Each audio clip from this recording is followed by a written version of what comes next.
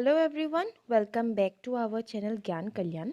Myself Sangeeta Barua আৰু আজি মই হায়াৰ ছেকেণ্ডাৰী ছেকেণ্ড ইয়াৰৰ ইক'চিষ্টেম চেপ্টাৰটোৰ ইক'চিষ্টেম এণ্ড ইটছ ষ্ট্ৰাকচাৰ এই টপিকটো ডিছকাছ কৰিম। চ' আৰম্ভ কৰোঁ ব'লা। এতিয়া ইক'চিষ্টেমৰ ডেফিনেশ্যনটো হৈছে an ecosystem may be defined as a structure and functional unit of the biosphere. Ecosystem হৈছে বায়'স্ফিয়াৰৰ structural আৰু functional unit comprising living organism and their non-living environment that interact by means of food chain and chemical cycle resulting in energy flow, biotic diversity and material cycling to form a stable self-supporting system. আমাৰ এনভাইৰনমেণ্টত যিবিলাক living organism আছে আৰু সেই living অৰ্গেনিজমবিলাকে এনভাইৰনমেণ্টৰ লগত কেনেকুৱা interaction কৰি আছে, ঠিক আছে, এনভাইৰনমেণ্টেল কম্পনেণ্টবিলাকৰ লগত কেনেকুৱা ইণ্টাৰেকশ্যন কৰি আছে, সেই লিভিং অৰ্গেনিজমবিলাকৰ মাজত থকা ফুড চেইন আৰু ফুড চেইনবিলাক হোৱাৰ পাছত তাহাঁতৰ কেমিকেল চাইকেলবিলাকৰ সহায়েৰে কেনেকৈ এনাৰ্জি ফ্ল' হৈছে, এটা লেভেলৰ পৰা আন এটা লেভেললৈ কেনেকৈ এনাৰ্জি ফ্ল' হৈছে, এই সকলোবিলাক কি কৰিছে ইক'চিষ্টেমে ডিফাইন কৰে। ইক'চিষ্টেমৰ পঢ়িলে আমি ইক'চিষ্টেম যদি আমি ষ্টাডি কৰোঁ আমি এই সকলোবিলাক কথা জানিব পাৰিম। The term ecosystem was introduced by Tensley in 1935. 1935ত টেনছলিয়ে ecosystem টাৰ্মটো প্ৰথম ইন্ট্ৰডিউচ কৰিছিলে। এতিয়া ইক'চিষ্টেমৰ দুটা কম্পনেণ্ট থাকে, দুটা মেইন কম্পনেণ্টত ইক'চিষ্টেমটো ডিভাইড কৰিব পাৰি। এটা হৈছে বায়'টিক কম্পনেণ্ট আৰু আনটো হৈছে এবায়'টিক কম্পনেণ্ট। বায়'টিক কম্পনেণ্ট বুলি ক'লে মানে ইক'চিষ্টেমত যিবিলাক লিভিং অৰ্গেনিজম আছে, যিবোৰ লিভিং অৰ্গেনিজম আছে সেইবিলাকক চবকে বায়'টিক কম্পনেণ্ট বুলি কোৱা হয়। সেইবিলাক হৈছে তোমাৰ ফটো অট'ট্ৰপছ আৰু কেমো অট'ট্ৰপছ, কনজিউমাৰ আৰু ডিকম্প'জাৰ। এতিয়া এই টাৰ্মকেইটা মই বুজাই দিছোঁ শুনিবা। এতিয়া অট'ট্ৰপছ প্ৰডিউচাৰবিলাক যোনবিলাক মেইন গ্ৰীণ প্লাণ্ট সেইবিলাক হৈছে তোমাৰ যোনবিলাকে ফটোচিনথেচিছ কৰিব পাৰে, সেইখিনি হৈ গৈছে তোমাৰ প্ৰডিউচাৰৰ ভিতৰত পৰি গৈছে। আৰু প্ৰডিউচাৰৰ ভিতৰত সেইখিনি কোৱা হয় ফটো অট'ট্ৰপছ, মানে অট'ট্ৰপছটো হৈছে তাহাঁতি নিজে নিজৰ খাদ্য প্ৰস্তুত কৰিব পাৰে। ফটো মানে লাইটৰ সহায়ত তাহাঁতি, লাইট মানে ফটোন সেইটো কথা বুজাইছে, লাইটৰ সহায়ত তাহাঁতি নিজেই নিজৰ খাদ্য প্ৰস্তুত কৰিব পাৰে। চ' কোনে পাৰে বাৰু? অবভিয়াছলি গছ গছনিয়ে, ট্ৰী, লিফবিলাকে কি কৰে নিজৰ খাদ্য নিজে প্ৰস্তুত কৰিব পাৰে। সেইকাৰণে গ্ৰীণ প্লাণ্টখিনি সকলোকে আমি ফটো অট'ট্ৰপছ বুলি কৈ দিছোঁ। ফটোট্ৰপছ, সেইখিনি ফটো অট'ট্ৰপছ হৈ গ'ল। এতিয়া কেমো অট'ট্ৰপছ কোনবিলাক? কেমো অট'ট্ৰপছ বুলি কোৱাৰ লগে লগে কিছুমান বেক্টেৰিয়া আহি যাব ইয়াৰ ভিতৰত।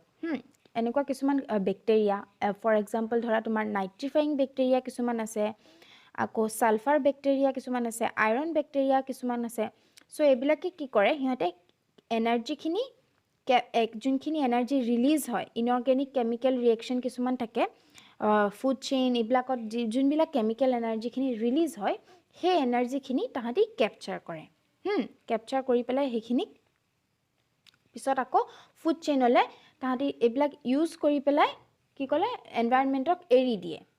চ' এইখিনি হৈছে কেমো অট'ট্ৰপছ। তাহাঁতি বেচিকেলি কি কৈছে, কেমো অট'ট্ৰপছবিলাকে কেপচাৰ এনাৰ্জি, যোনবিলাক মানে নাইট্ৰিফাইং বেক্টেৰিয়াই হওক, আইৰণ বেক্টেৰিয়াই হওক বা তোমাৰ ছালফাৰ বেক্টেৰিয়াই হওক, এইবিলাকে কি কৰে basically capture energy release during certain inorganic chemical reaction.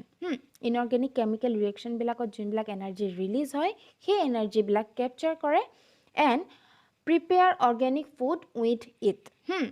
কি কৰে, এই এনাৰ্জিখিনি কেপচাৰ কৰি পেলাই তাহাঁতি অৰ্গেনিক ফুড প্ৰিপেয়াৰ কৰে, সেইবিলাককে কেমো অট'ট্ৰপছ বুলি কোৱা হয়। আৰু যোনবিলাক ফুড যোনখিনি তাহাঁতি তৈয়াৰ কৰে, এই যোনটো প্ৰচেছটো, সেইটো যেনেকৈ আমি গ্ৰীণ প্লাণ্টে ফুড প্ৰিপেয়াৰ কৰাৰ প্ৰচেছটোক ফটোচিনথেচিছ বুলি কওঁ, তেনেকৈ এই যোনবিলাক bacteria, nitrifying bacteria, iron bacteria, sulphur bacteria, এইবিলাকে যোনটো মানে খাদ্য প্ৰস্তুত কৰে সেই প্ৰচেছটোক আমি কেম'চিনথেচিছ বুলি কওঁ।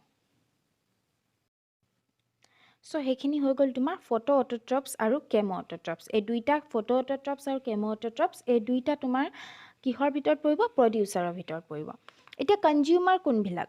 কনজিউমাৰ বুলি ক'লে মেইনলি এনিমেলছখিনি বুজায়। প্ৰডিউচাৰে প্ৰডিউচ কৰিব আৰু কনজিউমাৰে কনজিউম কৰিব, মানে খাব বা তাহাঁতি সেইখিনি একচেপ্ট কৰিব ঠিক আছে প্ৰডিউচাৰে কিবা এটা প্ৰডিউচ কৰিব এতিয়া গ্ৰীণ প্লান্টে খাদ্য প্ৰডিউচ কৰিছে নিজে তাহাঁতি আৰু আমি কনজিউমাৰ আমি এটা আমি কনজিউমাৰ বুলি কওঁ মানুহখিনিকো কনজিউমাৰ বুলি কওঁ আমি গ্ৰীণ প্লান্টখিনি কনজিউম কৰোঁ চ' আমি কনজিউমাৰৰ ভিতৰত পৰিছোঁ বেচিকেলি মানে এনিমেলবিলাকক কনজিউমাৰ বুলি কোৱা হয় চ' কনজিউমাৰ বুলি কোৱাৰ লগে লগে কনজিউমাৰৰো আকৌ কেইবাটাও ভাগ আছে এতিয়া ফাৰ্ষ্টতে আহিব প্ৰাইমেৰী কনজিউমাৰ বা ফাৰ্ষ্ট অৰ্ডাৰ কনজিউমাৰ চ' এইবিলাক কোনবিলাক হ'ব যোনবিলাক একদম হাৰ্বিভৰ্ছবিলাক যোনবিলাকে অকল গছৰ পাত খায় ঠিক আছে সেইবিলাক হাৰ্বিভৰ্ছবিলাক প্ৰাইমেৰী কনজিউমাৰ বা ফাৰ্ষ্ট অৰ্ডাৰ কনজিউমাৰ বুলি কয় তোমাৰ এক্সাম্পল হৈছে কেটেল ডিয়েৰ গট ৰেবিট এইবিলাক যোনবিলাকে মানে গ্ৰীণ প্লান্ট খায় সেইবিলাক হৈছে প্ৰাইমেৰী কনজিউমাৰ তাৰপিছত আহিলে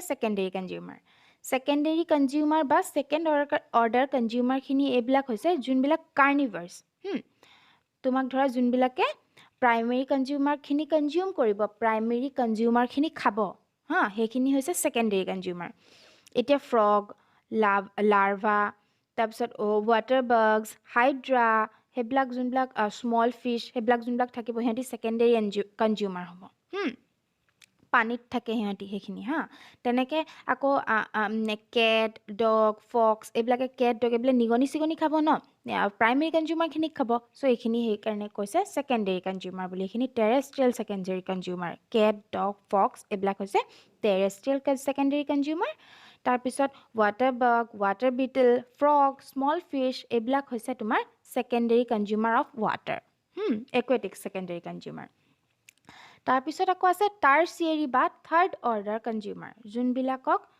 যোনবিলাকে ছেকেণ্ডেৰী কনজিউমাৰখিনি খাব যিখিনি কনজিউমাৰে ছেকেণ্ডেৰী কনজিউমাৰক খাব সেইখিনিক কোৱা হয় টাৰ্চিয়েৰী কনজিউমাৰ বুলি চ' এতিয়া কোনবিলাক পৰিব লাৰ্জ যোনবিলাক কাৰ্নিভৰ্ছ আছে ঠিক আছে এতিয়া পুখুৰী এটাত সৰু সৰু মাছ আছে এই সৰু সৰু মাছখিনি খাবৰ কাৰণেও অলপ ডাঙৰ মাছ আছে সেই লাৰ্জ ফিছখিনি যোনখিনি হ'ব সেইখিনি হ'ব তোমাৰ টাৰ্চিয়েৰী কনজিউমাৰ তেনেকৈ আকৌ কোৱাৰ্টাৰনেৰী বা ফ'ৰ্থ অৰ্ডাৰ কনজিউমাৰো আছে সেইবিলাক হৈছে লাৰ্জেষ্ট কাৰ্নিভাৰ্ছবিলাক তাহাঁতক একদম লাষ্টৰ পজিশ্যনটো দিছে টপ কাৰ্নিভাৰ্ছ এনিমেল যোনবিলাক এতিয়া লায়ন টাইগাৰ সেইবিলাকে টাৰ্চিয়েৰী কনজিউমাৰবিলাকক খাই দিব পাৰিব সেইকাৰণে সিহঁতি একদম টপ কাৰ্নিভাৰ্ছ বা কোৱাৰ্টাৰনেৰী কনজিউমাৰ বুলি কোৱা হয়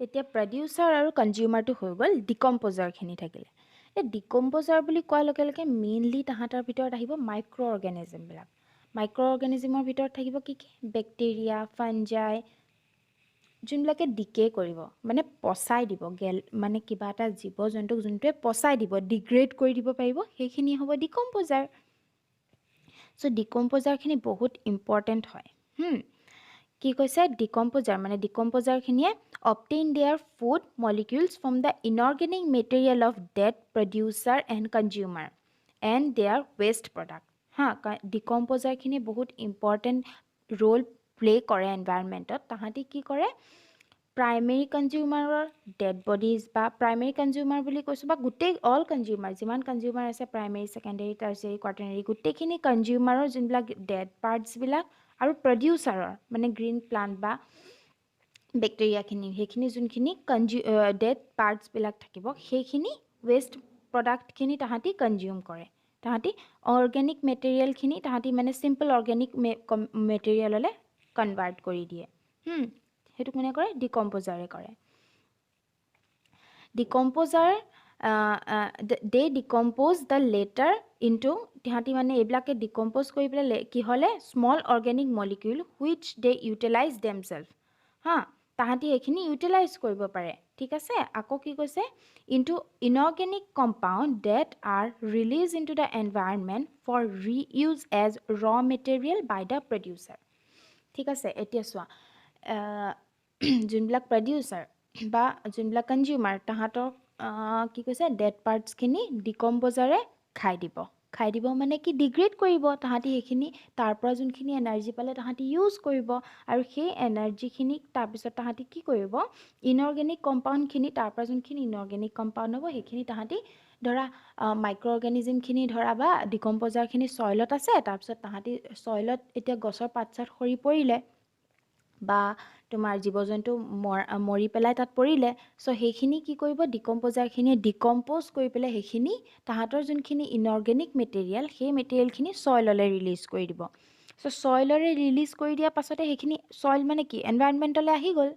এনভাইৰনমেণ্টলৈ আহি যোৱাৰ পাছত কি হ'ব, যেতিয়া আকৌ আমি গছপুলি এটা ৰুম, ঠিক আছে, আমি ধৰা গছপুলি এটা ৰুম, তেতিয়া গছপুলিটোৱে আকৌ সেই শিপৰ সহায়েৰে সেই ইনঅৰ্গেনিক মেটেৰিয়েলখিনি যোনখিনি মাইক্ৰ অৰ্গেনিজম বা ডিকম্প'জাৰে ডিকম্প'জ কৰি পেলাই চইললৈ ৰিলিজ কৰি দিলে, সেইখিনি আকৌ কি কৰিব, সেই গছজোপাই আকৌ ল'ব পাৰিব, মানে ৰিইউজ হ'ব।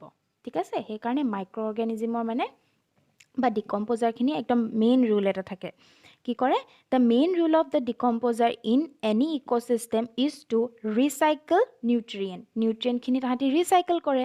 এতিয়া আমি কৈ আহিছোঁ অলপ আগতে, once organism die and recycle nutrient in waste, যিখিনি নিউট্ৰিয়েণ্ট আছিলে সেইখিনি ৰিচাইকেল কৰিলে। This nutrient are then release into the ecosystem and are available again for use.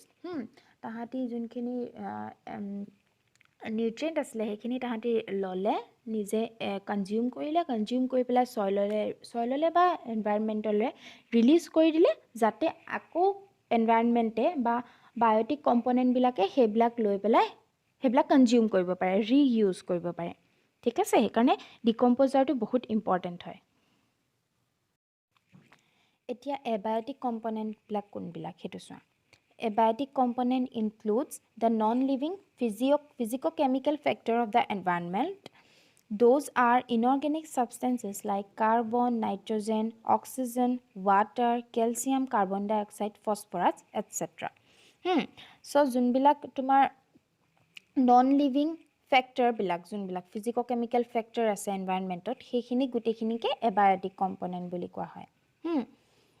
চ' কি কৈছে, abiotic componentখিনিও আকৌ কেইবাটাও ভাগ আছে তাহাঁতৰ। ইনঅৰ্গেনিক ছাবষ্টেঞ্চ যোনবিলাক, এতিয়া মই কৈ গ'লোঁ nitrogen, oxygen, water, carbon, calcium, phosphorus, এইবিলাক হৈছে তোমাৰ ইনঅৰ্গেনিক কম্পনেণ্ট, আৰু এইবিলাকো এবায়'টিক কম্পনেণ্টৰ ভিতৰতে পৰে। তেনেকৈ আকৌ অৰ্গেনিক কম্পনেণ্ট কিছুমান আছে, সেইবিলাকো এবায়'টিক ফেক্টৰৰ ভিতৰতে বা কম্পনেণ্টৰ ভিতৰতে পৰে। চ' অৰ্গেনিক কম্পনেণ্টবিলাক কোনবিলাক হৈছে, এতিয়া আমি খোৱা বস্তুৰ ভিতৰত আমি প্ৰ'টিন পাওঁ, সেইবিলাক protein, carbohydrate, lipid, nucleic acid, সেইবিলাক চব ডেড অৰ্গেনিক মেটাৰত পোৱা নাযায় জানো, সেইখিনি অৰ্গেনিক মেটাৰখিনি হৈ যাব। তাৰপিছত সিহঁতি আকৌ ব্ৰেকডাউন কৰি পেলাই কি কয় ইক'চিষ্টেমলৈ ৰিলিজ কৰি দিয়ে, ডিকম্প'জাৰৰ সহায়েৰে মানে তাহাঁতি সেইবিলাক আকৌ এনভাইৰনমেণ্টক ৰিলিজ কৰি দিব পাৰে। তাৰপিছত ক্লাইমেটিক ফেক্টৰ আৰু এডাফিক ফেক্টৰ, সেইবিলাকো কি কৈছে এবায়'টিক কম্পনেণ্টৰ ভিতৰতে পৰে। ক্লাইমেটিক ফেক্টৰ বুলি কৈ দিলে তোমাৰ কি কি সোমাব তাত, light, temperature, humidity, wind, waterfall, rainfall, atmospheric gases, সেই গোটেইবিলাক কি হ'ব ক্লাইমেটিক ফেক্টৰৰ ভিতৰত সোমাব। তাৰপিছত এডাফিক ফেক্টৰৰ ভিতৰত কি কি ইনক্লুডছ হ'ব, চইলৰ ছাবষ্ট্ৰেট মানে চইলবিলাক য'ত য'ত লাগি আছে সেইবিলাক, আৰু টপ'লজি, মিনাৰেলমেণ্টত সেইবিলাক, আৰু pH মানে আমি এচিড আৰু বেছিক এচিডিটি আৰু বেচিচিটি যোনটো চাওঁ আমি pH, সেইটো মেজাৰ যোনটো কৰে pH। চ' সেই সকলোবিলাক কিহত পৰিব, এডাফিক ফেক্টৰত পৰিব। আজিলৈ ইমানতে ৰাখিছোঁ। আজিতো যিখিনি আমি ডিছকাছ কৰিলোঁ বায়'টিক কম্পনেণ্ট, এবায়'টিক কম্পনেণ্ট এনভাইৰনমেণ্টৰ, এইখিনি তোমালোকে ভালকৈ আকৌ এবাৰ পঢ়িবা কিতাপত। যদি কিবা বুজি নোপোৱা তেতিয়া আমাৰ ডেছক্ৰিপশ্যন লিংকতে এটা হোৱাটছএপ গ্ৰুপৰ নাম্বাৰ দিয়া আছে, তাত জইন কৰি পেলাই কিবা ডাউট থাকিলে তোমালোকে সুধিব পাৰিবা। Thank U.